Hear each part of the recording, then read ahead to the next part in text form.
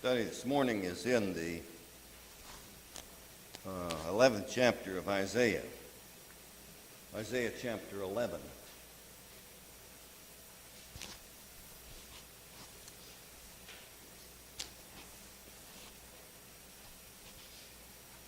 Let's bow for a word of prayer as we start. Heavenly Father, we're thankful unto Thee for the blessings we have. We're thankful for the opportunities that we have to study Thy Word. We're thankful for this occasion this morning. Help us to use our time in a way that would be appropriate. Help us to learn and discern. Help us to understand Thy will. Pray that Thou would bless us in our worship service later this morning. That it would be in spirit and in truth. That everyone would be participating. Pray for guidance and wisdom in Jesus' name. Amen. 11th chapter of Isaiah, very interesting chapter. Last week I mentioned that it was after the remnant came back from Babylon, there wasn't any more idolatry. And I think that basically is a true statement in terms of the nation, of the leadership of the nation. Now, when Ezra came back from Babylon, Zerubbabel and his company were already there, and prior to the time the temple was built and up and running, there were those Jews who got involved in mixed marriages.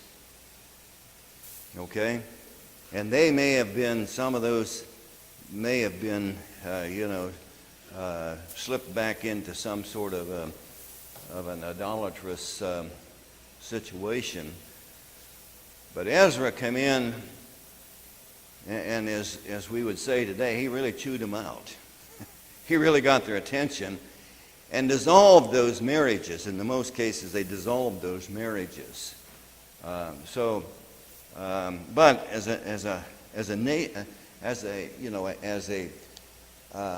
there weren't any leaders. The leadership wasn't reverting back into idolatry.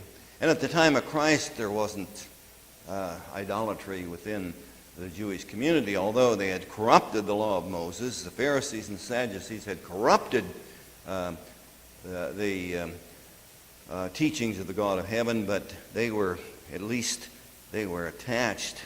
They had a relationship with the God of heaven.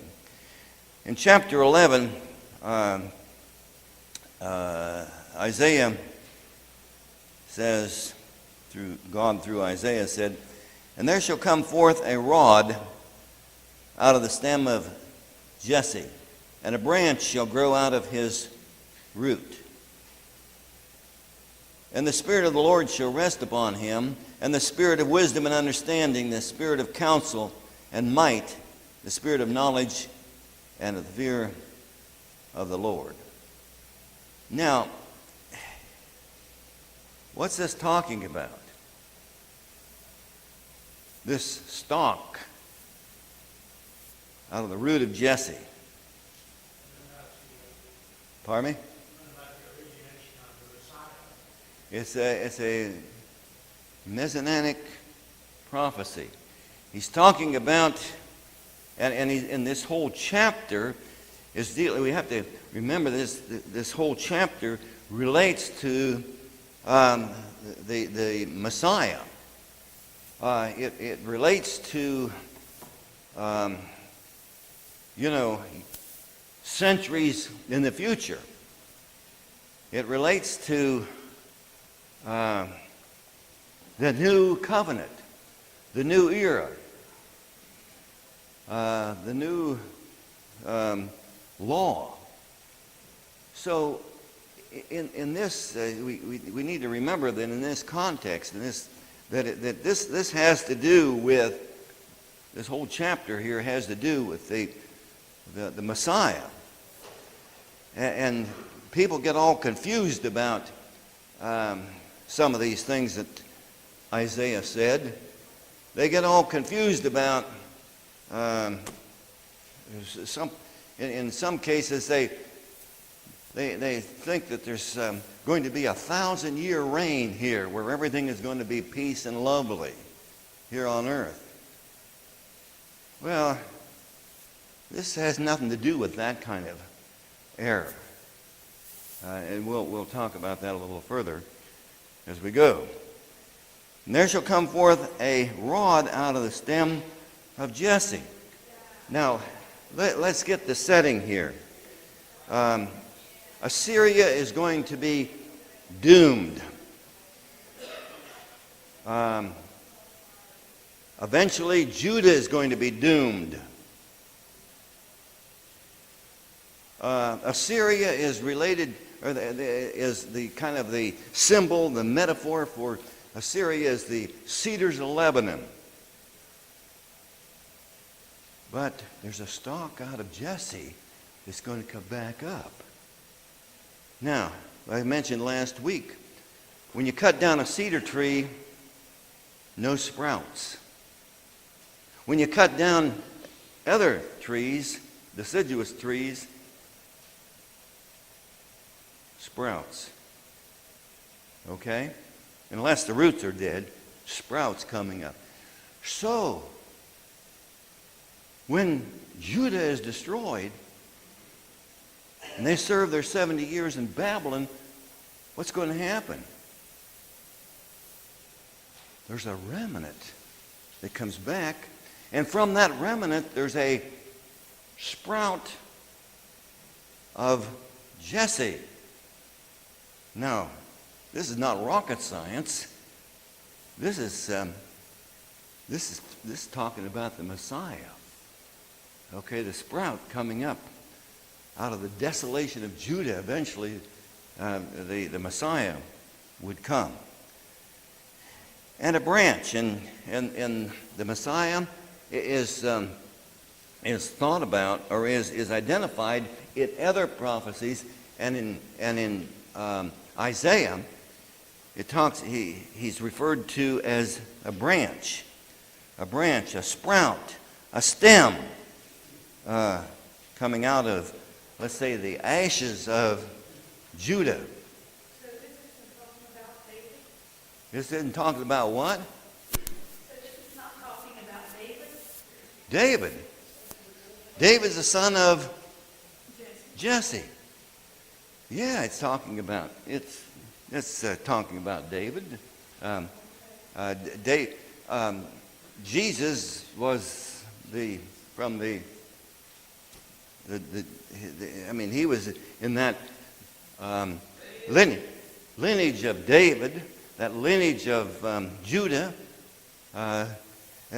Judah produced all the kings of Israel, and he was from that tribe of Judah. So, and the Spirit of the Lord shall rest upon him. Wow. The Spirit of the Lord shall rest upon him. Hey, let's go over to Matthew 3:16. Matthew 3:16.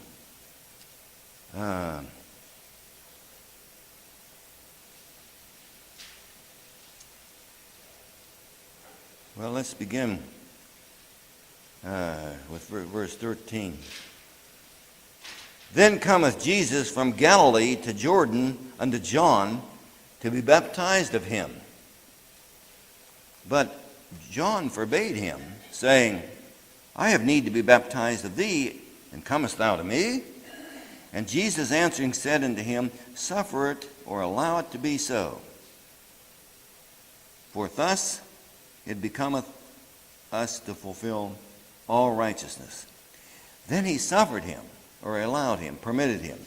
And Jesus, when he was baptized, went up straightway out of the water. And lo, the heavens were opened unto him, and he saw the Spirit of God descending like a dove and lighting upon him. And lo, a voice from heaven saying, This is my beloved Son, in whom I am well pleased. Now what did Isaiah say there? The Spirit of the Lord shall rest upon him. Well, there's a manifestation of that, the fulfillment of that. Let's look at John chapter 3, about verse 30. John chapter 3. John chapter 3.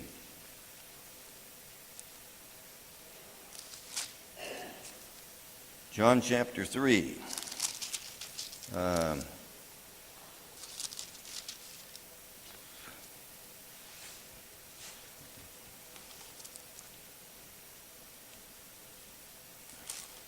Let's go down to about the 30th verse there.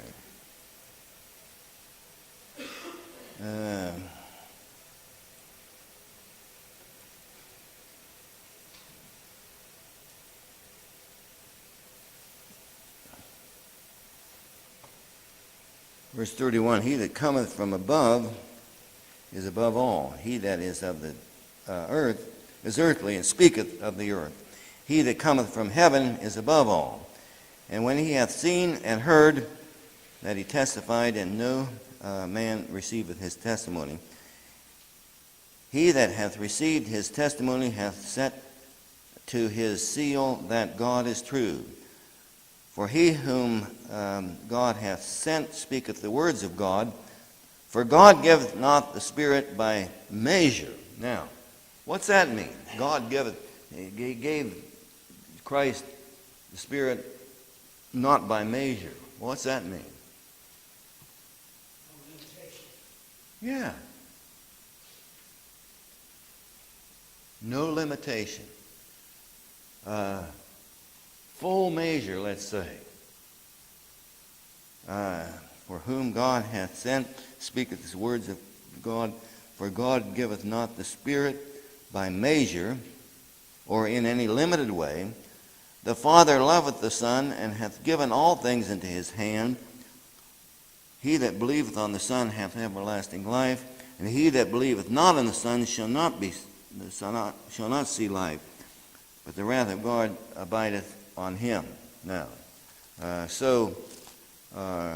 Isaiah says there that the Spirit of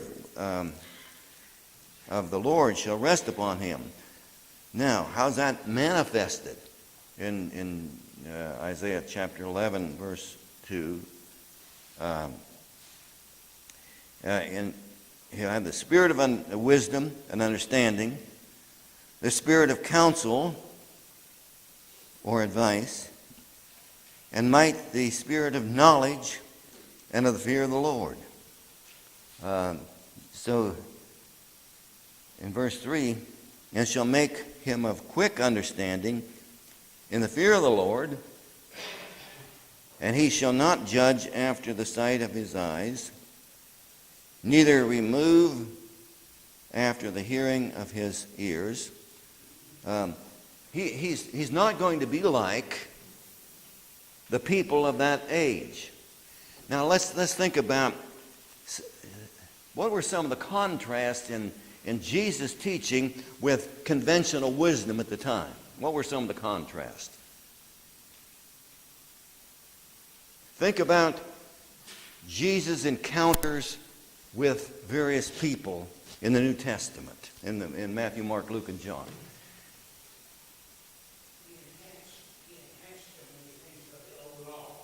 You have heard that it said, but I say unto you, he enhanced it. Yeah.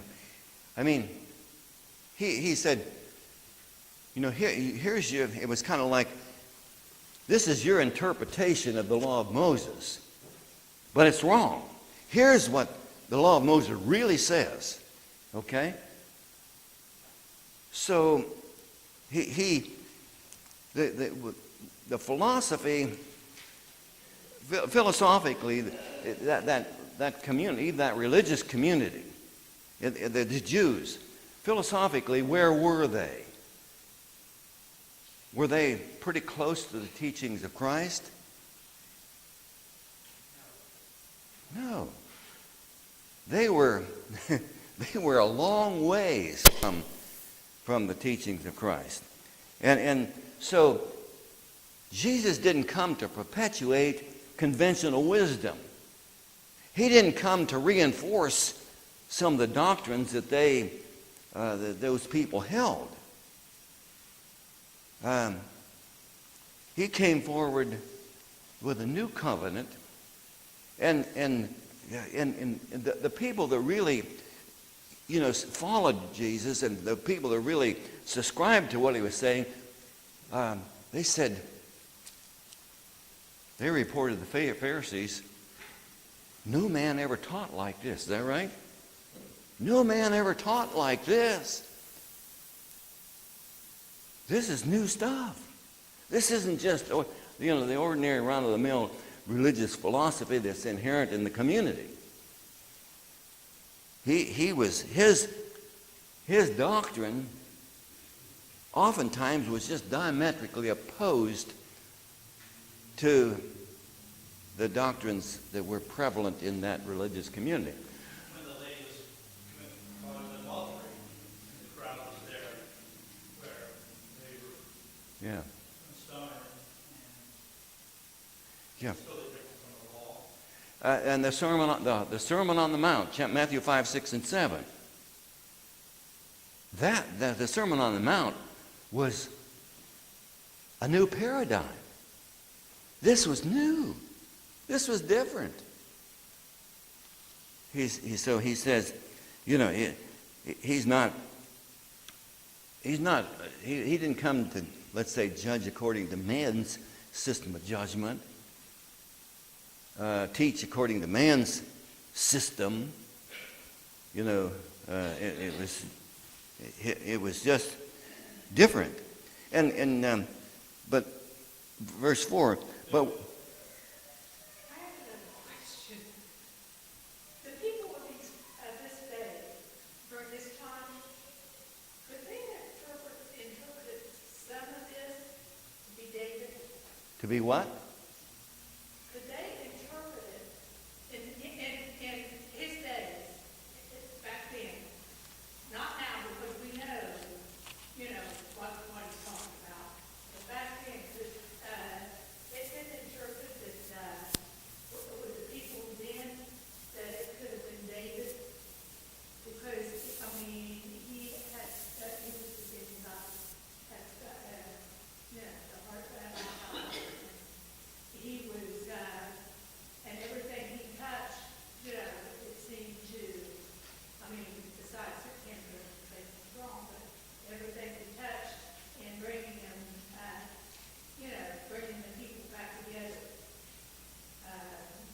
God seemed to be there with him. Well, the people of his day really wanted to make him a military leader, a king, like David. The people really wanted him to be that, to be a successor of David in terms of a military kingdom, throw off the shackles of Rome and that sort of thing. They had that, they had that viewpoint that, some of them had the viewpoint that he was going to be David in terms of, or like David in terms of bringing the earthly kingdom of the Jews together and have them to be a strong military, outfit and that sort of thing. But I'm not sure that answers your question. I'm not sure I understand your question. Okay, like when we hear of news today, it's happening right now. Well, back when he was speaking to the people, did the people thought that when David got on the throne, it was David that he was talking about, not someone way in the future? Maybe. I don't know. They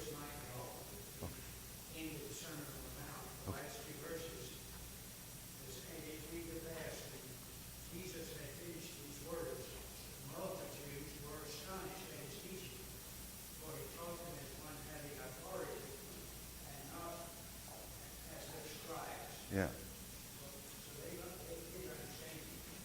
They were impressed with his authority. Yeah, he was, his teaching was just, it pretty much tossed out what they believed. And those that were, were honest about it said, he's not like the scribes and the Pharisees. He teaches with authority. He knows what he's talking about. And that's what, that's what Isaiah was saying, essentially, in those words. He's saying he's going to have the spirit of wisdom, understanding.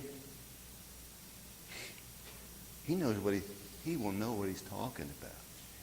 And people that have an objective mind will realize that he's different. And that's what Isaiah is trying to get across here. But of course, he was talking to some people that probably didn't understand that these were prophetic statements that would take place, that would be fulfilled in, centuries later. Let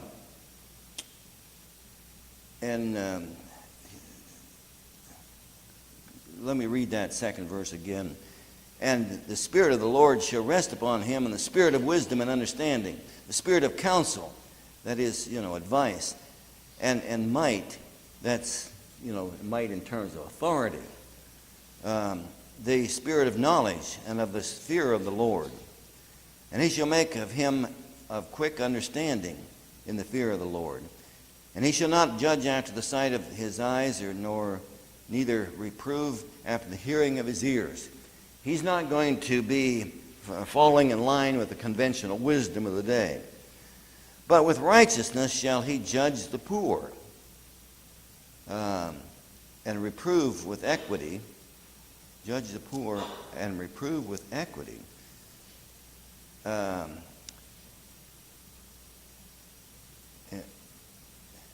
But with righteousness shall he judge the poor and reprove with equity for the meek of the earth. And he shall smite the earth with the rod of his mouth, and with the breath of his lips shall he slay the wicked. Now, think about that statement of righteousness shall, but with righteousness he shall judge the poor. What's that mean, that he shall judge the poor? How did the Pharisees think of the poor? How did they regard the poor? Low class. Low class.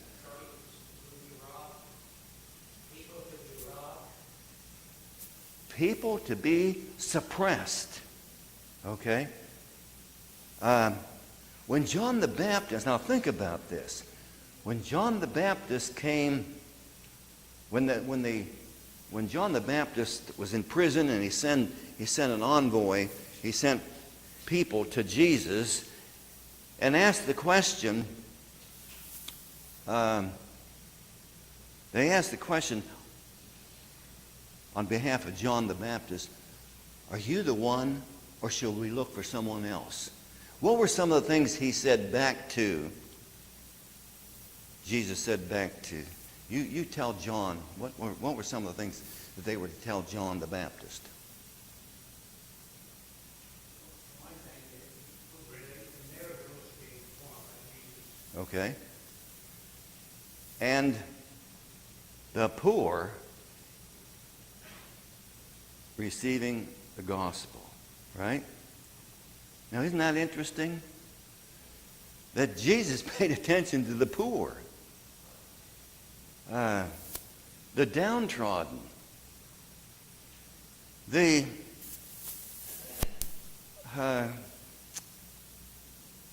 that were sick,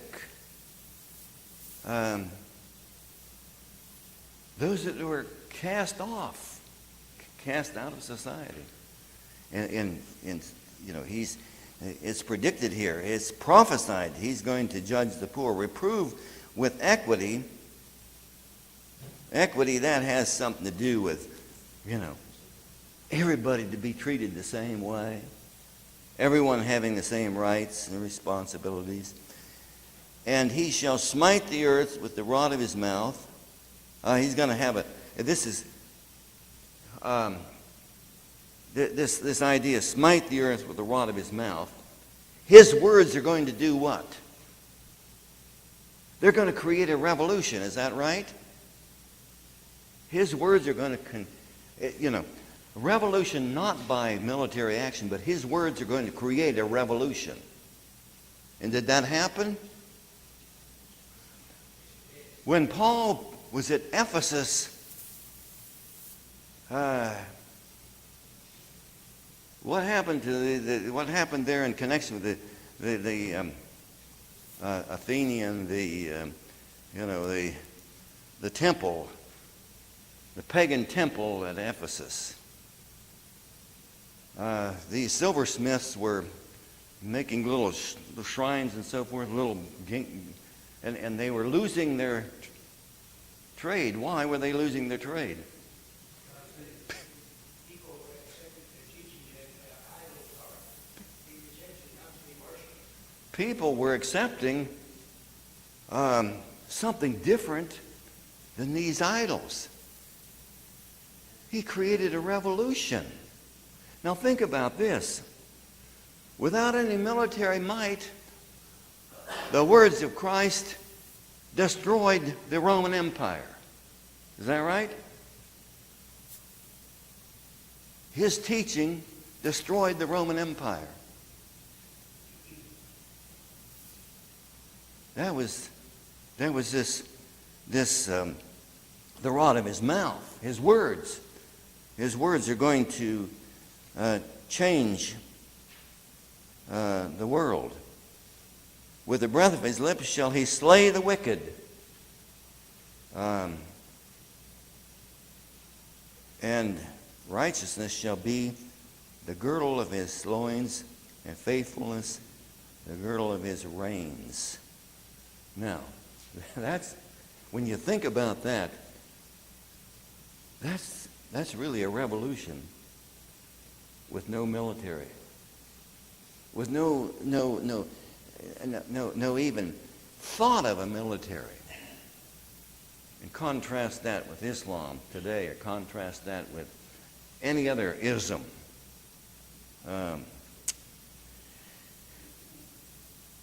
Now, he continues this thought of the Messiah, the age of the Messiah here, with the nature of the kingdom, the nature of this kingdom. What is the nature of this kingdom? Well, metaphorically, it's like the wolf also, in verse 6, shall dwell with the lamb. And the leopard shall lie down with the kid, and the calf and the young lion and the fatling together, and a little child shall lead them. And the cow and the bear shall feed, their young ones shall lie down together, and the lion shall eat straw like the ox. And the suckling child shall play on the hole of the asp, or that's a serpent, and the weaned child shall put his hand on the cockatrice den. And they shall not hurt nor destroy in my holy mountain. For the earth shall be full of the knowledge of the Lord as the waters cover the sea. Now, is that language about the animals? Is that literally talking about these various animals? Or is that metaphorical language? It's figurative. It has to be figurative. God is not interested in saving the animal kingdom, is he? He's not bringing salvation to the pups and the cats. Like you said, it's describing the nature of the future kingdom. the nature of this kingdom is going to be as if the lion and the deer come together, and there's no everything is going to be hunky-dory in the animal kingdom. That's not what he's talking about there. This is metaphorical language, and it describes the nature of the kingdom of Christ, not any kingdoms of the world, because the kingdoms of this world are going to be fighting in perpetuity. They always have, they always will. That's just the way people without God operate, you see. So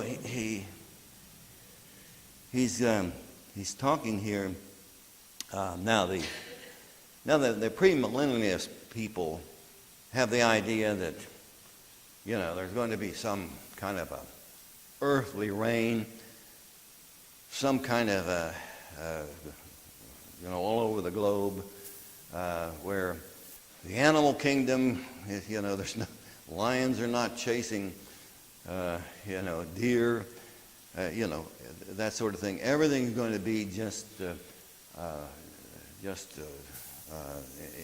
in every respect peaceable and that sort of thing in a physical sense.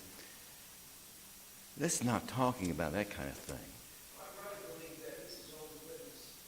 Yeah. It says you can be able to walk to a lion and attack one. Yeah, that idea, they want to make this apply to that kind of thinking, but this says, because it says here in verse 9, and they shall not hurt nor destroy in all my holy mountain, for the earth shall be full of the knowledge of the Lord, and as the waters cover the sea. Now, notice that language, in all my holy mountain. He's talking there about, in a sense, Jerusalem. And the word of the Lord came forth from Jerusalem. On the day of Pentecost, the word of the Lord came from out of Peter's mouth and the apostles' mouths, came forth and started there in Jerusalem, his holy mountain. For the earth shall be full of the knowledge of the Lord, as the waters cover the sea. It took the New Testament era, the church of the New Testament, it took a few years, but how far spread was the gospel in the first 100 years or 50 years or 75 years? How far spread was the gospel? All over the known world. It was spread over the whole known world. And you see, that's what Isaiah is talking about here. He's talking about this. The earth shall be full of the knowledge of the Lord. Now, was old Jerusalem an evangelistic group?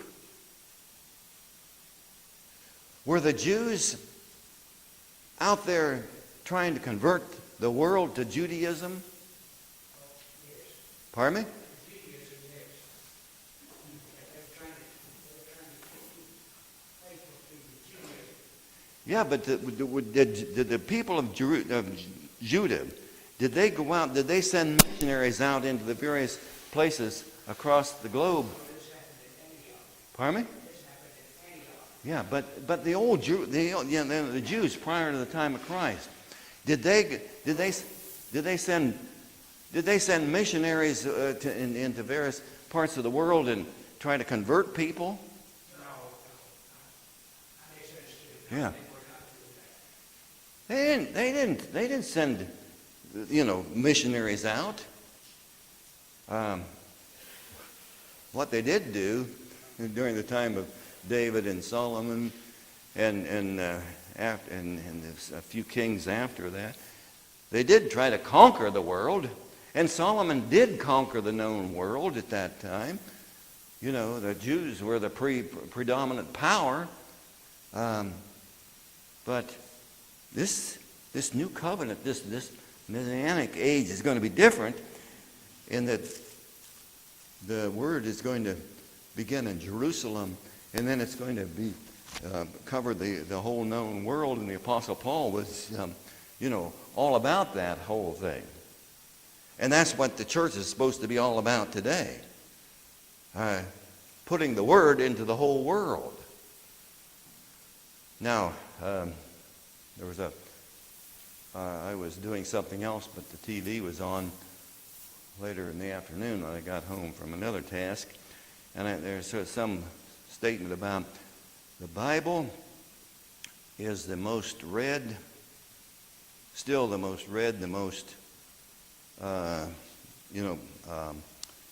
necessarily popular, but it is the most widespread book ever.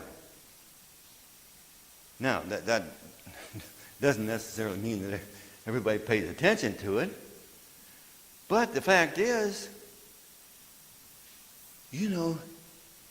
it's throughout the world. The Word is available throughout the world. Isn't that something? He says that in verse 10, and in that day shall there be a root of Jesse. In that day shall there be a root of Jesse. What day? That day, that period of time when the Messiah, you see. And in that day shall there be a root of Jesse, that's father of David, which shall stand for an ensign of the people. What's an ensign? Mine says Banner. Signal. Somebody has a banner, and it kind of identifies something about that. Carrying a banner around, that kind of identifies an ensign, a banner, a signal. And it's and in that day shall be a root of Jesse, which shall stand for a ensign, banner, signal of the people. To it shall the Gentiles seek, and his rest shall be glorious. So that's a prediction that, what's that say about the Gentiles? They're going to be welcome. And in many parts where the Apostle Paul preached, the Gentiles were more in tune with the gospel message than the Jews were. In fact, Paul went into the synagogues, and sometimes he got a good reception, sometimes he didn't. When he didn't get a good reception, what did he do? Immediately, what did he do? Went to the Gentiles. He went. So, in that day shall the root of Jesse, which shall stand for a signal, an ensign of the people. To it shall the Gentiles seek, and his rest shall be glorious. And it shall come to pass in that day.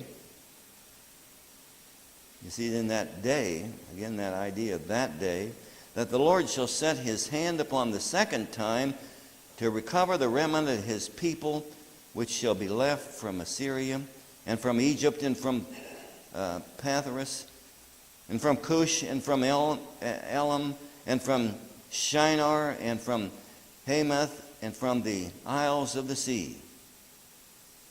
And he shall set up an ensign for the nations, and shall assemble the outcasts of Israel, and gather together the dispersed of Judah from the four corners of the earth.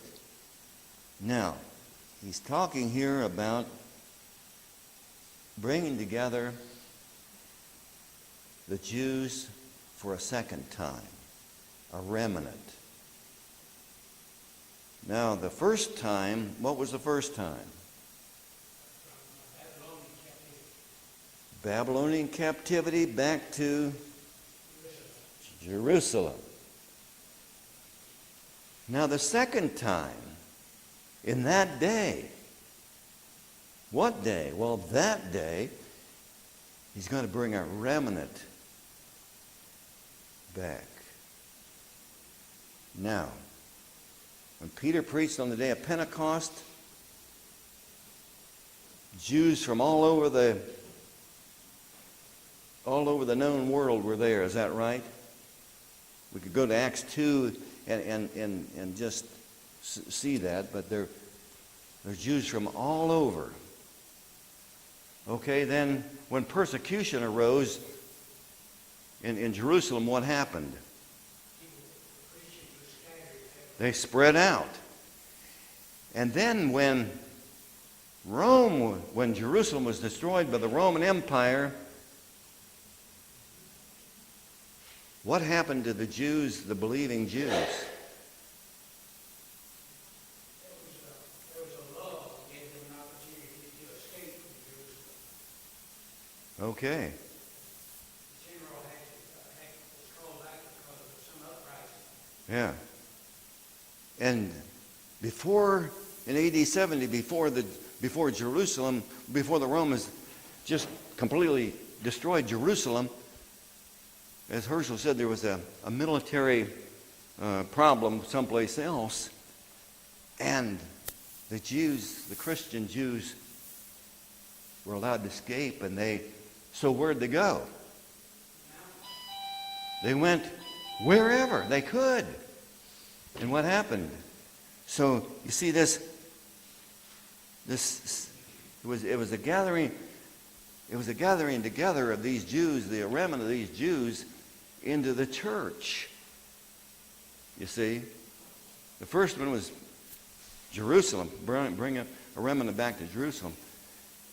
Now it's the remnant of the Jews into the kingdom. So we'll pick up there next week.